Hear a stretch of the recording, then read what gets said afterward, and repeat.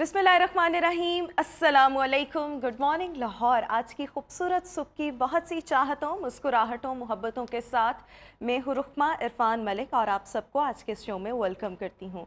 जनाब, ज़िंदगी में प्रोडक्टिविटी बढ़ाना, अपने आप को मौसर अंदाज में इस्तेमाल करना, अपनी सलाहियतों को बरूए कार लाना एक अच्छे अंदाज में, this is very much necessary. लेकिन प्रोडक्टिविटी को बूस्ट करने के लिए ये ज़रूरी नहीं है कि आपने दिन रात एक करना है, मिडनाइट ऑयल बर्न करना है और आप इतनी एफर्ट्स कर रहे हैं कि आपके पास खुद के लिए वक्त नहीं है। प्रोडक्टिविटी को इन्हांस करने के लिए सबसे पहले तो जिस एनवायरनमेंट में आप काम कर रहे हैं उसका अच्छा होना, उसका पीसफुल होना बहुत ज़्यादा ज़रूरी है। किसी भी idea, obviously first you have to get the idea, उस आइडिया को फिर प्लान करना है, उसकी एग्जीक्यूशन पर प्लान करना है, फिर उसके लिए आपकी अपनी ज़ाती एफर्ट्स होनी चाहिए अगर वो इंडिविजुअल कैपेसिटी में कोई भी आप काम कर रहे हैं।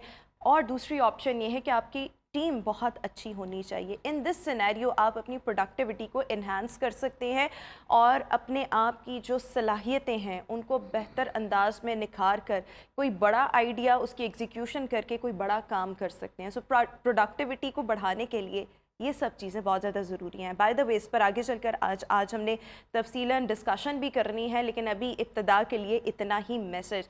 इसी के साथ मज़ीद आगे बढ़ते हुए, लाहौर का मौसम इंतहाई गर्म। कल मैंने देखा इतनी ह्यूमिडिटी थी, I was out for grocery, और यकीन मानिए कि इतनी गर्मी, इतनी ह्यूमिडिटी थी कि एसी के बगैर आजकल गुजारा नामुमकिन है। और ऐसी सिचुएशन में लिटरली ऐसे लोगों का सोचना चाहिए जिनके पास ये फैसिलिटीज़ नहीं है। और हम प्रिविलेज लोग हैं कि हमारे पास अल्हम्दुलिल्लाह ये फ़ैसिलिटीज़ हमारे पास, हमारे जैसे और बहुत से लोगों के पास है।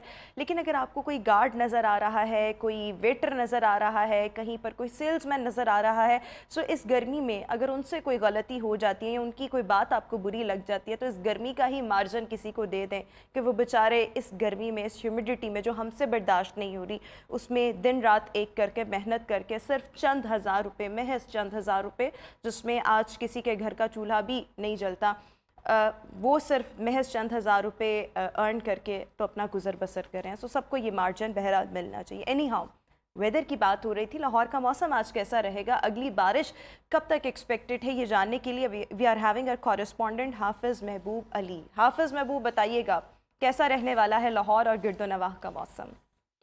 इस वक्त सूरज जो है वो अपनी आबोताब के साथ जारी है। महकमा मौसमियात के मुताबिक आज लाहौर का ज़्यादा से ज़्यादा दर्जा हरारत जो है वो 36 डिग्री सेंटीग्रेड, जबकि कम से कम जो है वो 28 डिग्री सेंटीग्रेड रहने का इम्कान है। इस वक्त लाहौर का दर्जा हरारत जो वो 31 डिग्री सेंटीग्रेड जो है वो रिकॉर्ड किया गया।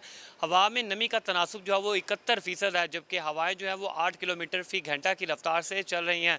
मौसम बताने वालों का कहना था कि आज दिन भर जो है वो सूरज और बादलों के दरमियान जो है वो आग मचोली का सिलसिला जारी रहेगा, जबकि मुख्तलिफ इलाकों में जो है वो हल्की बारिश की भी पेशन गोई की गई है। मौसम बताने वालों का मजीद कहना था कि आइंदा 2 से 3 रोज़ तक जो है वो लाहौर शहर में जो मौसम है वो इसी तरह जो है कभी बादल के डेरे होंगे लाहौर शहर में, कभी सूरज जो है वो आंखें दिखाएगा, लेकिन बारिश का जो है वो इम्कान इंतहाई कम है और दर्जा हरारत में भी जो मजीद इजाफे की पेशन गोई की।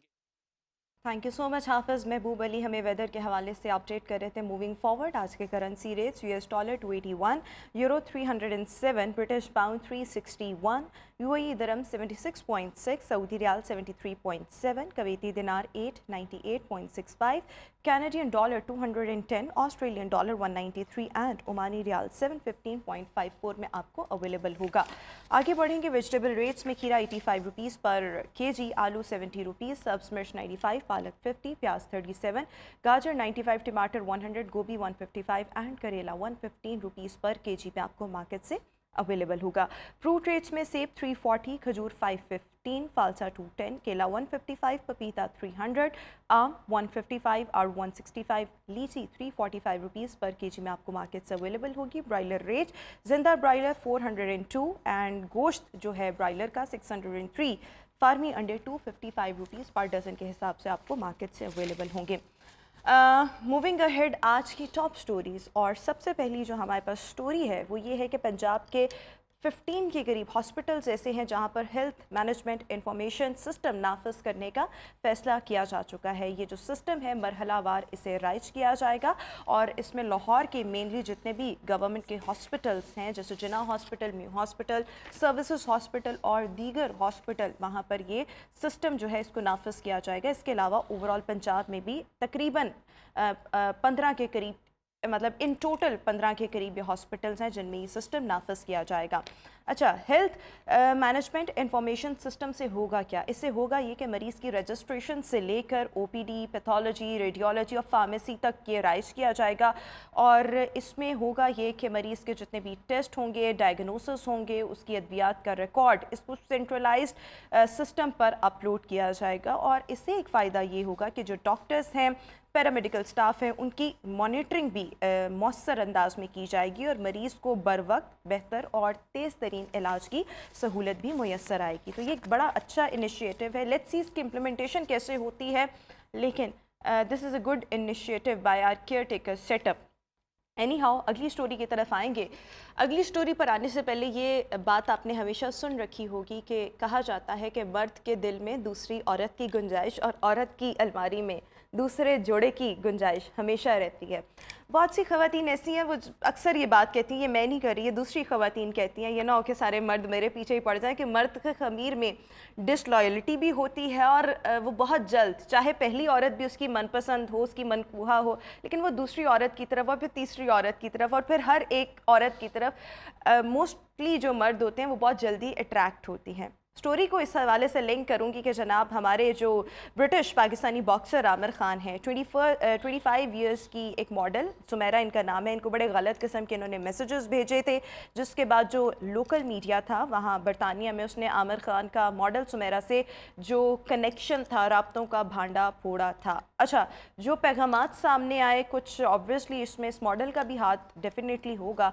उसमें जब ये बातें करते थे तो उन्होंने कहा कि मेरी शादी तो सिर्फ एक कारोबारी किस्म की शादी है, मैं और मेरी बीवी इकट्ठे नहीं रहते, मैं तो बड़े मुश्किल हालात में ज़िंदगी गुजार रहा हूँ, जो हर मर्द का समझ लें रोना होता है। Any how, on a very lighter note ये इस किस्म की बातें थी। उसके फिर कुछ अर्से के बाद क्या हुआ कि इन्होंने रिसेंटली, इनकी शादी की 10th एनिवर्सरी थी, अपनी बीवी के साथ, अपनी बेटी के साथ कुछ पिक्चर्स जो थी वो सोशल मीडिया पर अपलोड की, जिसके बाद ये देखने में आया कि जो मॉडल थी इनसे जो कनेक्टिविटी थी, राब्ता था, वो मुनक़ता हो गया। दोबारा बहाल हुआ लेकिन फिर किसी बात पर लड़ाई हो गई। जब लड़ाई हुई तो उसके बाद मॉडल ने ये राज अफशा कर दिया कि इनके मेरे साथ राब्ते थे, मुझे मैसेजेस भेजते थे, मुझे पिक्चर्स भेजते थे, बट बाय द वे ये सब कुछ म्यूचुअल कॉन्सेंट के बाद ही हो रहा था। लेकिन अब इंग्लैंड से ताल्लुक़ रखने वाले ये साबिक बॉक्सिंग चैम्पियन आमिर खान ने लड़कियों को पैगामात भेजने, जिसमें जिनसी पैगामात भी थे, भेजने पर फरियाल जो उनकी बीवी है उनसे माफ़ी मांग ली है। जब मैंने ये खबर पढ़ी तो एकदम आई फेल्ट कि अगर आपके इस तरह के मामला थे भी तो आपको इस चीज़ को इतना अनाउंस और इतना पब्लिक करने की क्या ज़रूरत है। So most of the time ऐसे लोगों के भी ना पब्लिसिटी स्टंट्स होते हैं और ये भी बहुत ज़्यादा ख़बरों में रहते हैं कि कभी इनकी बीवी नाराज़ हो जाती हैं, कभी इनके मामला ठीक नहीं होते, कभी इनके अफेयर्स एंड एवरीथिंग। सो ये स्टोरी थी जो हमने सोचा आपके साथ शेयर की जाए। एक और स्टोरी आपके साथ शेयर करना चाहेंगे, that is actually a very cute story. Lebanon की ये स्टोरी है जहाँ की एक वीडियो सोशल मीडिया पे वायरल है और लेबनान की एयरलाइंस जिसका ये पायलट है, कॉकपिट से इसने इस खातून को एक्चुअली में मतलब लाइक ही कॉल्ड एक्चुअली जो भी उनका एक प्रोसेस होगा और उसके बाद प्रोसीजर होता है जो भी जहाज़ के अंदर, और उसके बाद इन्होंने लड़की को प्रपोज़ किया और ये लड़की को पहले से जानते थे और लड़की के लिए मतलब ये एक बड़ी शॉकिंग सी चीज़ थी। इसने उसको खुश भी किया, प्रपोज़ किया, फिर लड़की ने हाँ भी की, कॉकपिट की तरफ मूव भी किया और फिर वहाँ पर इसे अंगूठी पहनाई गई। सो ऐसा भी होता है और ये सरप्राइज़ मतलब आप देख भी सकते हैं लड़की के एक्सप्रेशंस किस कदर क्यूट हैं और वो बहुत ज़्यादा एस्टॉनिश्ड है कि ऐसा कैसे हो गया। सो ये बहुत अच्छी क्यूट सी स्टोरी थी that we thought to share with all of you. अगली स्टोरी की तरफ आएंगे और आखिरी story from our top stories. लड़की की सड़क पर बाइक स्टंट करते हुए वीडियो वायरल हो गई। बाइक स्टंट करना, वन व्हीलिंग करना एक बहुत ही ख़तरनाक किस्म का खेल है और पाकिस्तान में स्पेशली अब 14 अगस्त आ रही है या इस तरह से किसी भी इवेंट पर, या मोस्टली हम संडेज़ पे देखते हैं मॉल रोड के अतराफ़ में जो लड़के हैं, यंगस्टर्स हैं स्पेशली, वो बहुत ज़्यादा वन व्हीलिंग करते हैं जो इतना ख़तरनाक ये खेल है जिसकी कोई हद नहीं। हम इस चीज़ को प्रमोट नहीं कर रहे, लेकिन यहाँ पर दिखाने का मकसद ये है कि लड़कियाँ भी अब ऐसे स्टंट करने लग गई। अदरवाइज़ इन चीज़ों को मेरे ख्याल में बिल्कुल प्रमोट नहीं करना चाहिए, क्योंकि सबसे ज़्यादा आपके लिए परेशानी का बाइस बनते हैं अगर आपको नुकसान पहुँचे, और आपसे ज़्यादा मोस्टली जो लोग ऐसे हादसों का शिकार होते हैं उनकी जान नहीं बचती। लेकिन वंस आप तो हादसे का शिकार हो गए, हो सकता है आप दुनिया से भी चले जाए, लेकिन आप जो पीछे अपनी पूरी एक फैमिली छोड़ जाते हैं ना, वो फिर सारी ज़िंदगी, और स्पेशली माएँ जो हैं वो रोती रहती हैं। सो इस चीज़ को अवॉइड करना चाहिए। हमारा मकसद लड़कियों के तनाजुर में आपको ये दिखाना था, otherwise we are not promoting this story. ये थी हमारी आज की टॉप स्टोरीज। अभी हम शो में एक ब्रेक शामिल करेंगे, ब्रेक के बाद दोबारा हाजिर होंगे। Stay with us. Good morning.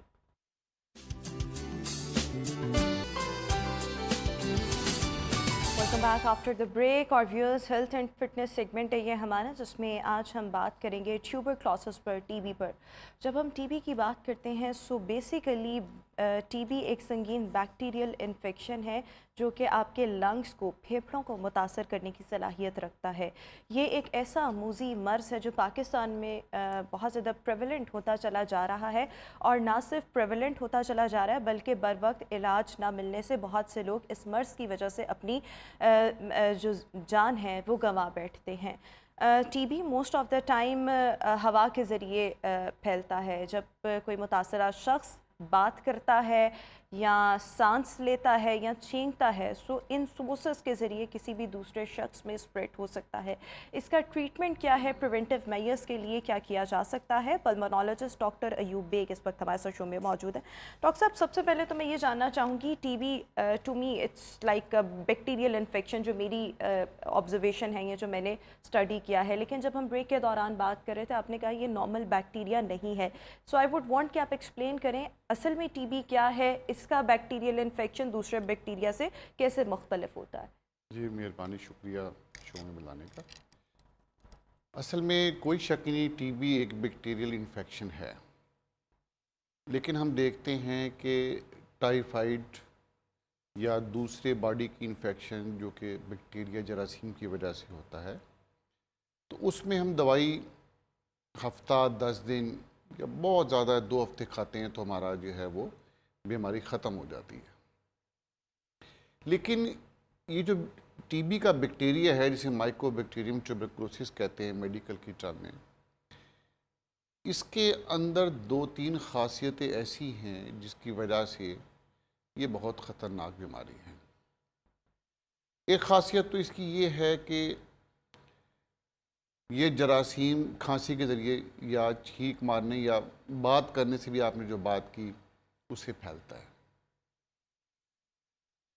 तो ये बड़ा ख़तरनाक है जो बीमारी इस तरह स्प्रेड करे, क्योंकि इसमें आप कंट्रोल करना बड़ा मुश्किल होता है बीमारी को, और यही वजह इसका कोरोना की तरह ही हो गया ना? कोरोना की तरह है, ठीक है। ये दूसरी बात इस बैक्टीरिया में ये है कि ये बैक्टीरिया आपके जिस्म में जाता है।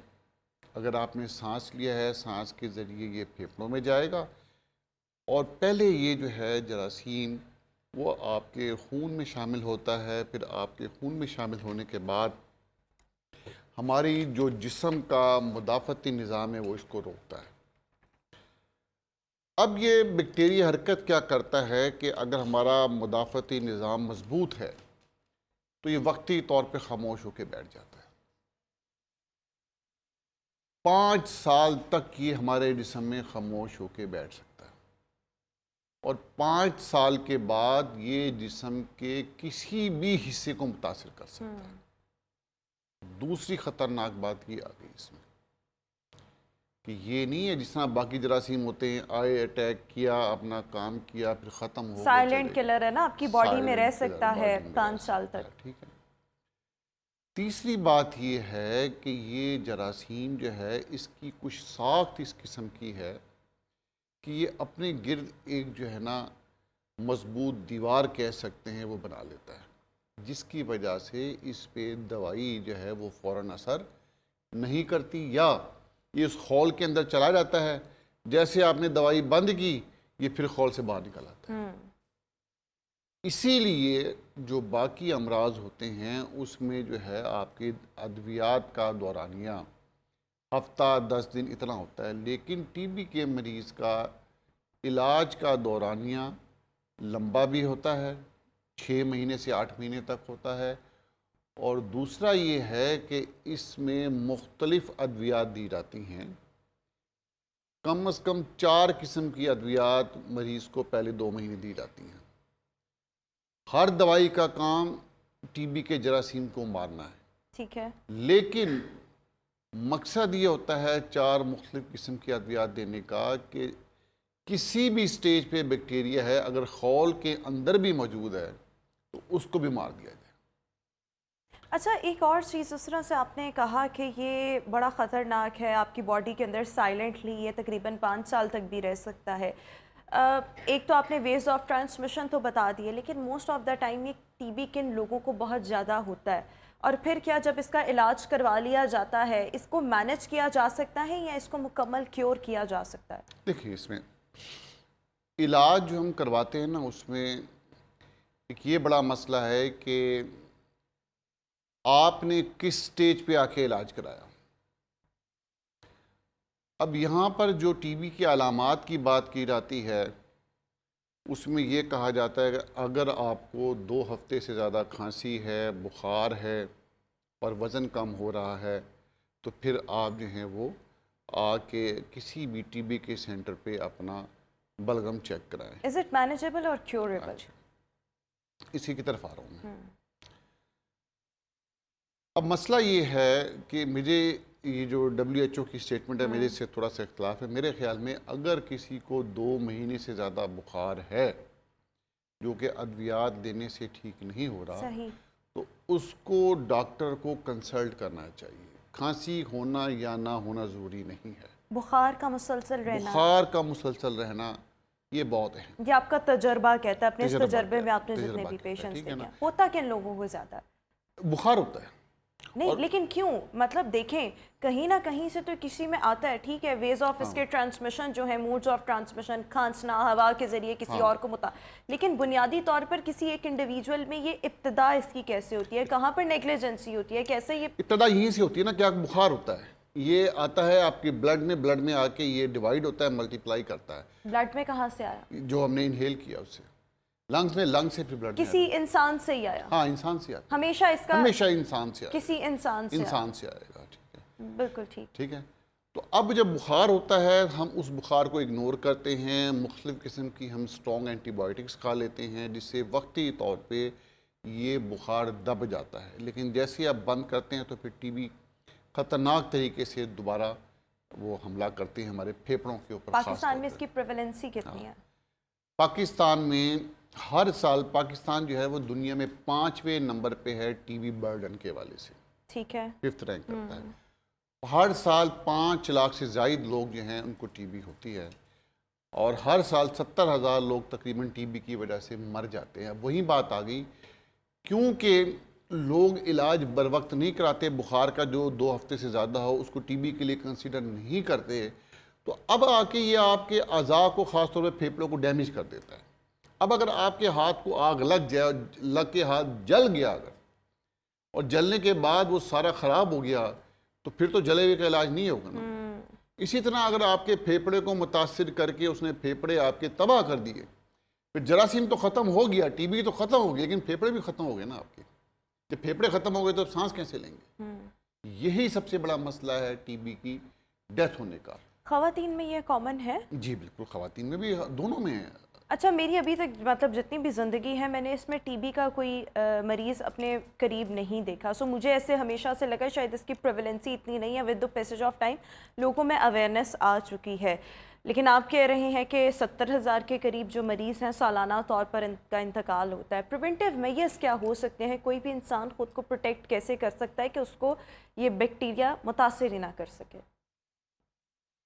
देखिए, इसमें सबसे अहम बात जो है वो ये हमें समझना होगा कि टीबी हमारे जिस्म के मुख्तलिफ़ हिस्सों को मुतासिर करती है, लेकिन उसमें सबसे ख़तरनाक टीबी वो होती है जो फेफड़ों की टीबी होती है। क्योंकि जिस मरीज़ को फेफड़ों की टीबी होती है वो खांसी करता है, और खांसी के साथ जरासीम शावर कर देता है। अब अभी आज आप बात कर रही थी कि ह्यूमिडिटी का मौसम है, हम इसी के अंदर बैठे हुए क्लोज एनवायरनमेंट में हैं, बंद कमरे में हैं। अब अगर कोई एसी कोच में सफ़र कर रहा है, तो जो मरीज़, अगर किसी मरीज़ को टीबी है वो कफ करेगा तो जितने लोग बैठे हुए हैं उस एसी कोच के अंदर सबको मुतासर कर सकता है। सबको मुतासर कर सकता है।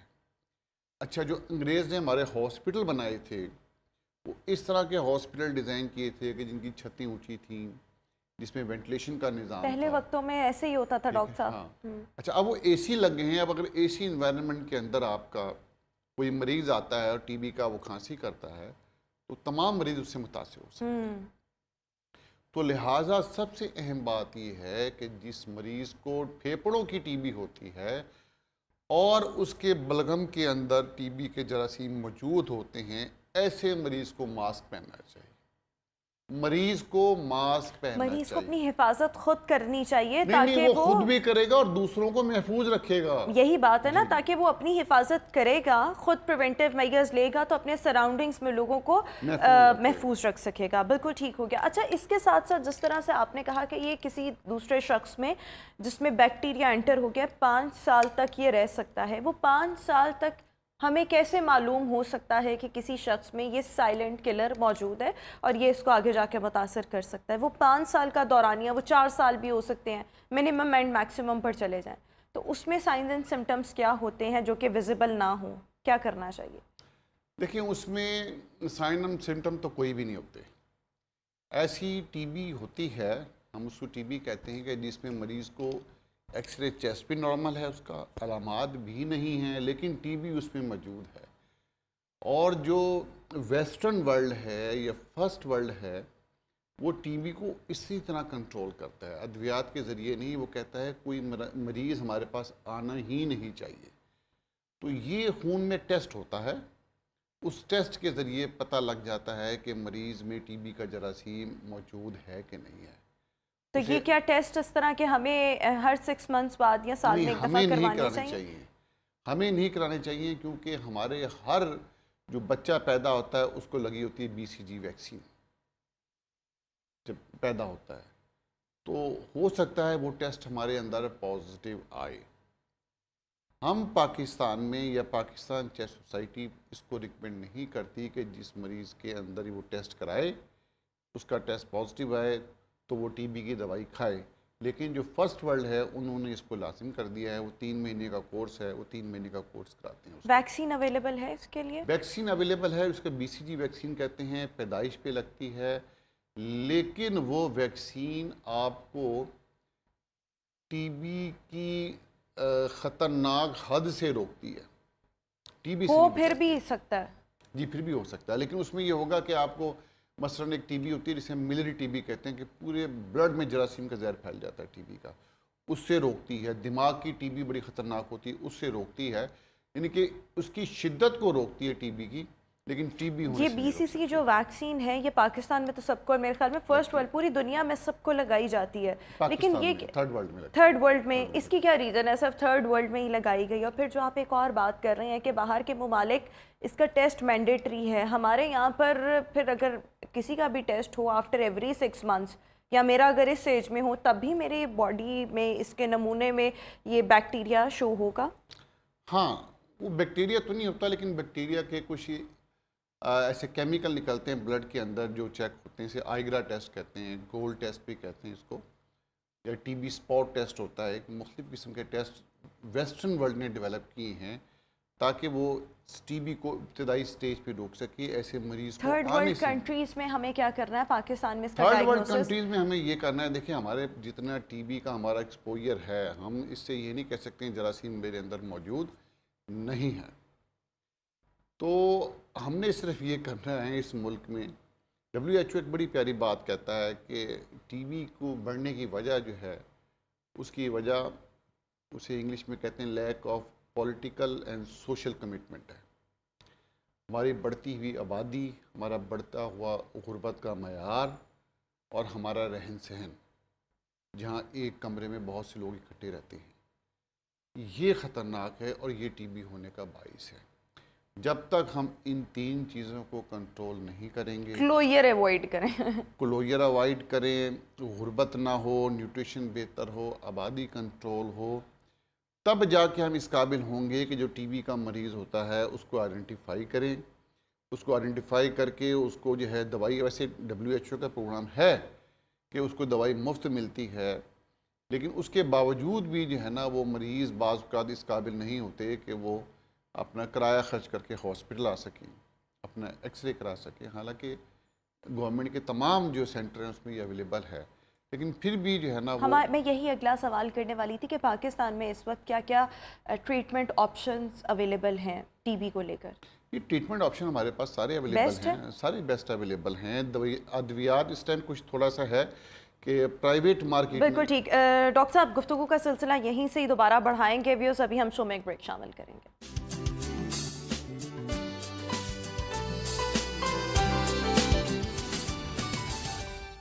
Welcome back after the break. और व्यूअर्स, हम बात कर रहे थे टीबी और इसकी मौसर इलाज पर। डॉक्टर अयूब बेग इस वक्त हमारे साथ शो में मौजूद हैं। डॉक्टर साहब, हमारे पास वक्त बहुत कम रह गया है। मैं आपसे जाते जाते क्लोजिंग रिमार्क्स लेना चाहूँगी। प्रिवेंशन कैसे करनी है, इसके साथ साथ ट्रीटमेंट ऑप्शंस क्या अवेलेबल हैं? देखें, इसकी प्रिवेंशन तो ये है कि आप अपनी सेहत बेहतर रखें, ठीक है। क्योंकि जो डायबिटिक होते हैं, जिन्हें शुगर होती है, उनकी क़ुव्वत मुदाफ़त कमज़ोर होती है, उनको टीबी होने का इम्कान ज़्यादा होता है। बिल्कुल ठीक। और बदकिस्मती से पाकिस्तान जो है वो शुगर में भी दुनिया में टॉप पे आ गया है। सबसे ज़्यादा पाकिस्तान में शुगर होने के इम्कान है लोगों को। तो अपनी सेहत और क़ुव्वत मुदाफ़त बेहतर रखें, शुगर ना हो आपको, number 1।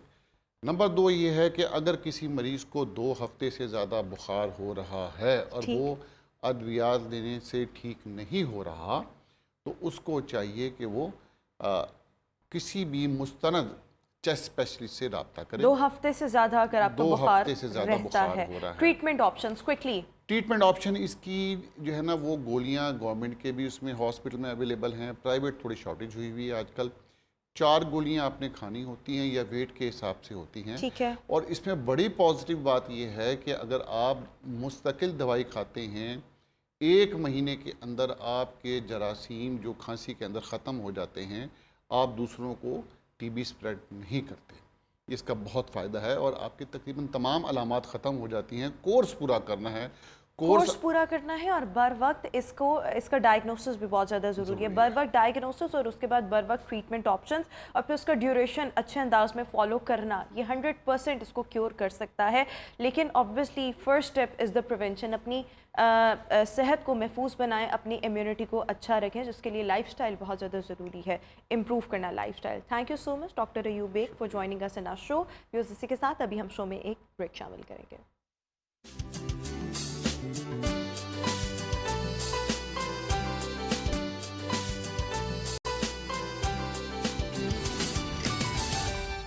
Welcome back after the break. Viewers, मुल्क की सियासी सूरत हाल और मुल्क में अब इंतखाबात की गूंज सुनाई देने लग पड़ी है। हमने देखा शहबाज शरीफ साहब की आसिफ अली जरदारी साहब से मुलाकात हुई, जिसमें बर वक्त इंतखाबात पर इत्तफाक किया गया, जिसके बाद गुज़श्ता रोज़ हमने देखा कि सियालकोट में लैपटॉप तकसीम की जो तकरीब थी, इस मौके पर शहबाज शरीफ ने कहा कि असम्बलियाँ जो हैं अपनी मुद्दत पूरी करने से पहले तहलील होंगी। निगरान सेटअप जो आएगा वो फॉर 90 डेज़ आएगा। एक तरफ ये मुलाकात और उसके बाद शहबाज शरीफ साहब का एक बयान, इसको देखेंगे और इसके साथ साथ हम ये भी जानने की कोशिश करेंगे कि आइंदा आम इंतखाबात में अगर हम पंजाब की बात करें तो मुस्लिम लीग नून ने ये ऐलान किया है कि पंजाब में हर हलके से कौमी हो या सूबाई असम्बली का हलका हो, हम अपने उम्मीदवार ख़ुद खड़े करेंगे।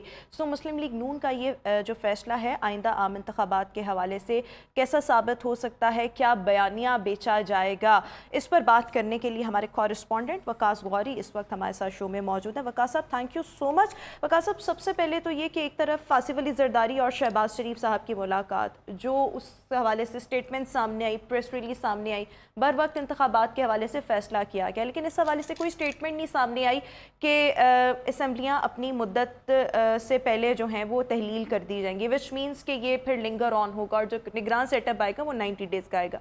कल इसका भी शहबाज शरीफ साहब ने ऐलान कर दिया। तो इस वक्त क्या पक रहा है, मुलाकात की अंदरूनी कहानी, कोई आपके पास डिटेल्स हैं? बिकॉज आप ये बीट भी करते हैं, हमारे व्यूअर्स के साथ शेयर कीजिएगा। जी बिल्कुल, जो वज़ीर-ए-आज़म शहबाज शरीफ की मुलाकात हुई थी आसिफ अली ज़रदारी के साथ, उसमें उन्होंने इंतखाबात जो हैं वो आइनी मुद्दत के अंदर जो असम्बलियाँ तहलील होने के बाद उसमें करवाने पर यकीनन इत्तफ़ाक़ किया था, लेकिन 60 डेज़ या 90 डेज़ ये सारी जो है ये मुफादात की एक अब एक नई जंग जिसको आप कह सकते हैं, क्योंकि निगरान सेटअप के लिए भी अपने अपने नाम सामने लाए जा रहे हैं, अपने अपने लोगों को जो है कोशिश की जा रही है कि आसिफ अली जरदारी और निगरान वज़ीर आला पंजाब मोहसिन नकवी के करीबी दोस्त हैं गौहर एजाज, जिनके हवाले से कोशिश की जा रही है कि उनको निगरान वज़ीर आज़म या आइंदा निगरान सेटअप में कोई अहम अच्छा, सीट आप हमें दी खबर भी दे रहे हैं कि गौहर एजाज साहब का जो नाम है वो गर्दिश कर रहा उनका है। नाम काफ़ी गूंज रहा है, लेकिन दूसरी तरफ से कोशिश की जा रही है कि किसी सियासतदान को जो है वो निगरान वज़ीर आज़म के तौर पर सामने लाया जाए। लेकिन गुज़िश्ता रोज़ हमने देखा कि जब आसिफ अली ज़रदारी शहबाज शरीफ से मिले, उसके बाद शहबाज शरीफ गौहर एजाज के घर उनसे मुलाकात करने भी गए, तो जिससे इन शहमगोइयों को तक़वियत मिलती है कि कहीं ना कहीं खिचड़ी पक रही है और आसिफ अली जरदारी, जिन्हें मुफाहमत का बादशाह भी कहा जाता है, वो अपनी ये बात मनवाने की अच्छा, तरफ अगर हम गामज़न देखें है। तो मोहसिन नकवी साहब बहुत अच्छा बॉन्ड शेयर करते हैं, पीपल्स पार्टी के साथ तो बहुत ज़्यादा करते हैं और अब PMLN के साथ भी उनके अच्छे रवाबित हैं। अगर गौहर एजाज साहब का नाम ज़ेर गर्दिश है तो इसमें मुस्लिम लीग नून को क्या कोई एतराज़ है? पीपल्स पार्टी तो ज़ाहिर बात है उस हक में ही होगी, लेकिन क्या मुस्लिम लीग नून को कोई एतराज़ है इस नाम पर?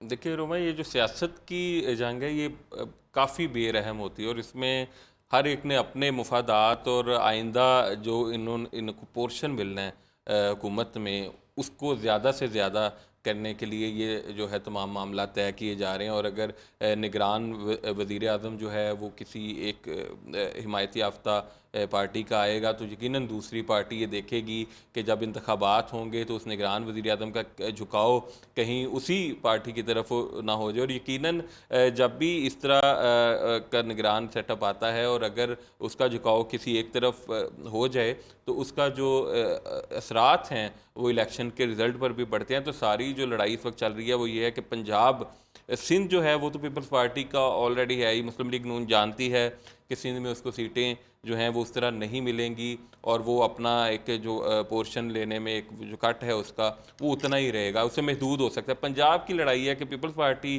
पंजाब में चाह रही थी कि कुछ हल्के इसको दे दिए जाएं, सीटें दे दिए जाएं, जिस पर अभी नून लीग जो है वो मुकम्मल तौर पर तैयार नहीं हुई। मुस्लिम लीग नून की जानिब से हमने राना सनाउल्लाह साहब का बयान देखा, वो तो ऑन रिकॉर्ड है। अज़मा बुखारी साहिबा, उन्होंने कहा कि हम हर हल्के से कौमी हो या सूबाई अपने उम्मीदवार खड़ा करेंगे। आपको क्या लगता है इन द लॉन्गर रन आइंदा आम इंतखाबात के तनाजुर में ये अपने उम्मीदवार हर हल्के से खड़े करना और इत्तेहाद ना करना, स्पेशली पीपल्स पार्टी के साथ इत्तेहाद की बात हो रही है, तो ये फैसला PMLN के लिए दुरुस्त साबित होगा? अच्छा, आपने अभी इंट्रो में भी राना सनाउल्लाह की प्रेस कॉन्फ्रेंस का जिक्र किया, मैं भी उस प्रेस कॉन्फ्रेंस में था, मैंने उसको सारा तफसीली सुना है। राना सनाउल्लाह ने ये गुफ्तगू का आगाज़ इसी से किया था कि हम हर हल्के से अपना उम्मीदवार जो है वो खड़ा करेंगे, लेकिन उसके साथ साथ उन्होंने सीट एडजस्टमेंट के इम्कान को पूरी तरह मुस्तरद नहीं किया, यकसर मुस्तरद नहीं किया। उन्होंने कहा कि अगर हमें एडजस्टमेंट करनी पड़ी तो महदूद पैमाने पर की जाएगी, इस तरह नहीं होगा कि हम अपने जो लॉयल कारकुन है जिसने नून लीग के लिए कुर्बानियाँ दी हैं हम उसको बाईपास कर दें और किसी और इत्तेहादी को या जिस तरह से काम पाकिस्तान पार्टी है उन लोगों को मौका दें। लेकिन ये की जा सकती है महदूद पैमाने पर, इसके अभी भी इम्कानात हैं क्योंकि राब्ते भी की जा रहे हैं। अगर हम देखें प्रेस कॉन्फ्रेंस की आप बात कर रहे हैं, लेकिन उसके बाद जब उन्होंने TV टॉक शोज में वो बैठे हैं तो उन्होंने कहा कि हम किसी से इत्तेहाद नहीं करेंगे। पूरे मुल्क में किया जा सकता है, पंजाब में, लेकिन अब आप कह रहे हैं कि यकसर तौर पर इसको मुस्तरद नहीं किया जा सकता। बहरहाल एक और ये बात है कि सीट एडजस्टमेंट जब वक्त आएगा तब देखी जाएगी। ये मेरे ख्याल में ये बात वैसे भी थोड़ी सी कबल अज़ वक्त है। अगर हम देखें जब इंतखाबात का मज़ीद माहौल बनेगा, मामलात मज़ीद तय पाएंगे तो ये चीज़ में और क्लैरिटी आ जाएगी। लेकिन पाकिस्तान की जो सियासत है ना वो एक दिन पहले तक भी, जब तक कोई हतमी नोटिफिकेशन नहीं हो जाता या कोई हतमी ऐलान सामने नहीं आ जाता या कोई जो मरकज़ी क़यादत है वो इस पर अपना जो है वो क्लियर चांस नहीं देती, तब तक आप उम्मीद रखें कि पाकिस्तानी सियासत में कुछ भी हो सकता है। और यकीनन आप देखेंगे कि जब इलेक्शन करीब आएंगे तो उस वक्त कुछ जगहों पर सीट एडजस्टमेंट भी की जाएगी, क्योंकि पीपल्स पार्टी को भी कहीं ना कहीं पंजाब में अपना वजूद बाकी रखना है। इस्तेकाम पाकिस्तान पार्टी है वो पीटीआई में कट लगाया जा रहा है और पीटीआई के जो लोग हैं वहाँ आ रहे हैं, जमा हो रहे हैं, तो उनको भी तो कुछ ना कुछ चाहिए ना। आप उनको आप कोई फूड देंगे, पॉलिटिकल वो जिंदा रहेंगे तो फिर वो आगे चल सकेंगे। तो वो लोग भी जो हैं वो इस वक्त राब्ते कर रहे हैं। अच्छा, एक और चीज़ जिस तरह से अभी, क्योंकि हम पंजाब के उस तरह से सियासी सूरत हाल की बात करें, एक और चीज़ आइंदा आम इंतखाबात के हवाले से आपको क्या लगता है बेचने के लिए नैरेटिव मुस्लिम लीग नून के पास क्या है? वोट को इज्जत दो का बयानिया 2018 के लिए था, जो हमने आहिस्ता आहिस्ता देखा 9 मई से पहले इस पर चेयरमैन पीटीआई इस पर खेल रहे थे और ये पीटीआई को फ़ायदा दे रहा था। उसके बाद अब हालात यकसर तौर पर तब्दील हो चुके हैं और शायद आइंदा आम इंतखाबात से पहले हम देखें कि चेयरमैन साहब जो हैं पीटीआई के वो गिरफ्तार भी हो जाते हैं। लेट्स सी क्या मामलात बनते हैं। लेकिन आपको क्या लगता है अब की बार नैरेटिव क्या होगा? क्या जो इन्होंने IMF से मुआहिदा किया है उसको बेचा जाएगा? ये कहा जाएगा कि हमने सियासत नहीं की, हमने रियासत को बचाया है, मुल्क को मुआशी बदहाली से बचाया है? क्या नैरेटिव जो है वो आवाम में बेचा जाएगा? अच्छा, अगर बयानिया की बात कीजिए, बड़ा दिलचस्प आपने सवाल किया है। ये जो बयानिया वोट को इज्जत दो का था, ये बयानिया अब चेयरमैन तहरीक इंसाफ जो हैं वो इसको लेकर चलेंगे। वो चले थे अभी दोबारा लेकिन अब देखिए 9 मई के बाद उनकी पोजीशन एंटायरली फ़र्क हो चुकी है ना। सो हो सकता है, मतलब ये मेरी ऑब्जर्वेशन है, या चले मैं अपनी अगर एक ओपिनियन ऐड कर लूँ कि अगर आइंदा आम इंतखाबात से पहले चेयरमैन पीटीआई गिरफ्तार हो जाते हैं तो फिर, और दूसरा ये कि जिस तरह से इंतज़ामी मसाइल इस वक्त पाकिस्तान तहरीक इंसाफ के अंदर बहुत हैं, रहनुमा दूसरी जमातों में जा रहे हैं, पार्टी को रन करने वाला कोई नहीं है, so there would be a gap जो कि पीटीआई और वोटर के उसके दरमियान होगा। सो मेरे ख्याल में ये बयानिया उस तरह से बेचा नहीं जा सकता, वोट को इज्जत दो वाला। जब आप आइंदा वोट को इज्जत दो नून लीग का था, लेकिन अब नून लीग का ये बयानिया नहीं है। अगर ये बयानिया जो है वो सर उठाएगा तो वो तहरीक इंसाफ की तरफ से ही वो उठाया जाएगा, मुतालबात किए जाएंगे। नून लीग के पास इस वक्त बेचने के लिए और आवाम को जो है अपने वोट देने पर बनाने के लिए सिर्फ़ और सिर्फ IMF से किया गया एक मुआहिदा है, और IMF का वफ़द जो है वो भी ज़मान पार का एक चक्कर लगा चुका है। तो पाकिस्तान तहरीक इंसाफ जो है अभी आप जानती हैं कि कुछ सख्तियां हैं उन पर, और वो अपने बयानियों को पूरी तरह प्रमोट भी नहीं कर पा रहे। लेकिन अगर उनको मौका दिया गया तो वो यकीनन मुस्लिम लीग नून को पंजाब में टफ़ टाइम दे सकती है। अगर कहीं ना कहीं कोई ख़तरा होगा तो वो तहरीक इंसाफ से होगा। इस वक्त सख्तियाँ हैं, उनको हो सकता है उम्मीदवार भी जो हैं वो ना मिलें, टिकट लेने के लिए भी ना मिलें, क्योंकि 9 मई का वाक़या आप जानती हैं कि आप ये देखें कि जो ऑलरेडी 3 अरब के बंदर बांट की गई थी चेयरमैन पीटीआई ने, जो कि मोस्टली मेजर पोर्शन, बहुत से ज़रा ये कहते हैं उनकी बेगम के पास गया था, बुशरा बीबी के पास, लेकिन अब वो जो उम्मीदवार थे शायद उनको भी कंटेस्ट करने का मौका ना मिले, ये भी बात कही जा रही है। बिल्कुल, वो जो पैसे Anyhow, वसूल आइंदा किए थे आम इंतखाबात से पहले अगर चेयरमैन पीटीआई गिरफ्तार हो जाते हैं तो क्या जो हमदर्दी का वोट है वो मिल सकेगा पीटीआई को, या मुस्लिम लीग नून अपनी जगह सस्टेन कर पाएगी? इस पर बात करेंगे, लेकिन एक ब्रेक के बाद आपसे मुलाकात करेंगे। Will see you after this short break.